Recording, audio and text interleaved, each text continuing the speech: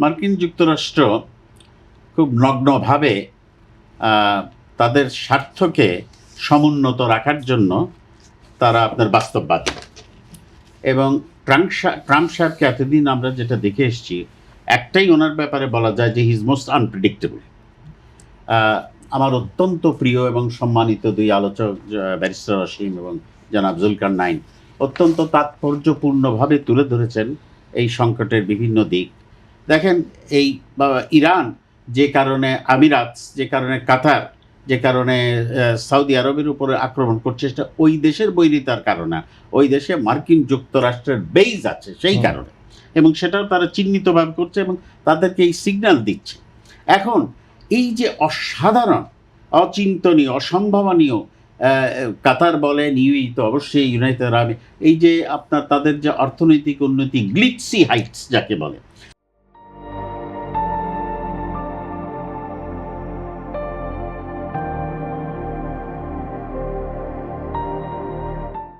এটা একটা কারণে হয়েছে, অনেকগুলো উপকরণের মধ্যে একটা হচ্ছে এদের উপর পৃথিবীর লোকের আস্থা আছে। Money travels where you have confidence. আজকে কত তাড়াতাড়ি, এটা তো হতে পারে না যে Arab Emirates, Qatar, to some extent Oman, Saudi Arabia এবং জর্ডান, এই সমস্ত দেশ তারা তাদের বিশাল অর্জনকে হারাবে শুধুমাত্র মার্কিন যুক্তরাষ্ট্রের কথা শোনার জন্য। Firstly they were at fault. তাদের নিজেদের বোঝা উচিত ছিল যে তাদের যখন এইরকম বেইজ আছে, আর যদি পুরো যুদ্ধ হয়, তাহলে এইটা কিভাবে সম্ভব যে মার্কিন যুক্তরাষ্ট্রের যারা বেইজ তাদেরকে ইরান আপনার আঘাত করবে, তাদেরকেই বেশি করবে, বিকজ দিস সফটওয়্যার টার্গেটস। আমেরিকাকে তো টার্গেট করতে পারে, যেন তারা ইসরায়েলকে ওই প্রথমবার টার্গেট। তো প্রথম কথা হচ্ছে এখানে দের ওয়াজ এ টোটাল মিসম্যাচ যুদ্ধের প্ল্যানিংয়ে। তা আমার মার্কিন যুক্তরাষ্ট্রের যুদ্ধের প্ল্যানিংয়ের জন্য ইন্টারেস্ট না। আমি আশা করতে চাই যে ইনশাল্লাহ হয়তো যুদ্ধটা অতদিন চলবে না, কিন্তু একবার troops on the boots on the ground চলে আসলে, সব যদি সামরিক বাহিনী চলে আসে, তখন যুদ্ধের যে কি রীতিনীতি হয় এটা বলা মুশকিল। আর আরেকটি বিষয় আপনার দৃষ্টি আকর্ষণ করি, সেটি হচ্ছে ইরানের একটি অভ্যন্তরীণ আলোচনা, তারা যে পারমাণবিক চুক্তিতে আছে সেই চুক্তি থেকে তারা বের হয়ে যাওয়ার একটি পরিকল্পনা আর কি জনসম্মুখে আসছে, এবং প্রকাশ্যে দাবি হচ্ছে ইরান সরকারের প্রতি যে ওই চুক্তিতে আর থাকার দরকার কি। এটি কি আরেক ধরনের হুমকি তৈরি করবে কিনা ইরানের পক্ষ থেকে? এটা একটা হুমকি তৈরি করবে, এবং এই কথা খোদ মার্কিন যুক্তরাষ্ট্রের অনেক বিজ্ঞ ব্যক্তি তারা বলছেন।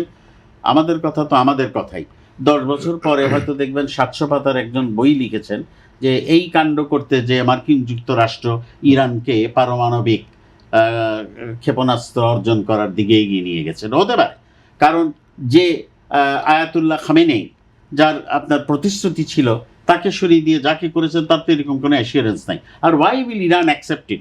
নেগোসিয়েশন বারবার করবে, আর যখন ইচ্ছা তখন নেগোসিয়েশন থেকে, টেবিল থেকে উঠে যে ক্ষেপণাস্ত্র মারবে, এটা তো ইরান সহ্য করে নিতে পারে না। ধরেন কয়েক মাস আগেই তো ট্রাম্প একটা যুদ্ধ করেছেন, ইসরায়েল একটা যুদ্ধ। এই যুদ্ধটা মার্কিন যুক্তরাষ্ট্রের একটা বিরাট অংশ এখন বুঝতে পারছেন, যেটা সম্পূর্ণভাবে ইসরায়েলের তাগিদে পৃথিবীর লোকই বুঝছে। আর আপনি যতই বলেন যে Trump doesn't care for Europe, Europe is Europe. পৃথিবীতে সব কিছুই করে বাদ দিয়ে আপনি কি চিন্তা করতে পারেন যে প্রেসিডেন্ট সবচেয়ে বড় বৈরী তা মনোভাব পোষণ করেন চীনের প্রতি, সেই চীনের কাছে উনি বলছেন যে এইটা কোনোভাবেই যুদ্ধটাকে যদি মিটমাট করার একটা পদক্ষেপ নেওয়া যায়, তাহলে এই যে এখন আমাদের নিজেদের দেশের এই সুযোগে আমি একটু বলতে চাই, এখানে একজন বিএনপির নেতা উপস্থিত, যে আল্লাহর অশেষ মেহেরবানিতে এখন আমরা দেখছি যে সংসদটার প্রতি মানুষের একটা আকর্ষণ, মানুষের একটা ইন্টারেস্ট জন্মিয়ে, এই সমস্ত আলোচনা কিন্তু সংসদে হওয়া উচিত। কারণ এখন একটা হয় না কেন, এখন তো হয়তো আরম্ভ হবে। আগে যে একটা ভাব ছিল অ্যান্টাগনিস্টিক, হ্যাঁ, সংঘাতপূর্ণ, সেটার থেকে আমি যদি প্রথম অধিবেশনের প্রথম দিনই যেটা দেখলাম যে deputy leader of the opposition খুব হাসি মুখে একটা প্রশ্ন করলেন যে চেয়ারম্যান সাহেবকে আলোচনার মধ্যে, এবং প্রাইম মিনিস্টার হাসি মুখে সেটা কোনো জবাব না দিয়ে, এগুলোকে বলে নোয়ান্সড। এইটাই সংসদে হওয়া উচিত। রাস্তার থেকে এই আলোচনাগুলো সংসদে চলে যাওয়া উচিত, এবং সেখানে কমিটি যত সুন্দরভাবে ফাংশনিং করতে পারে।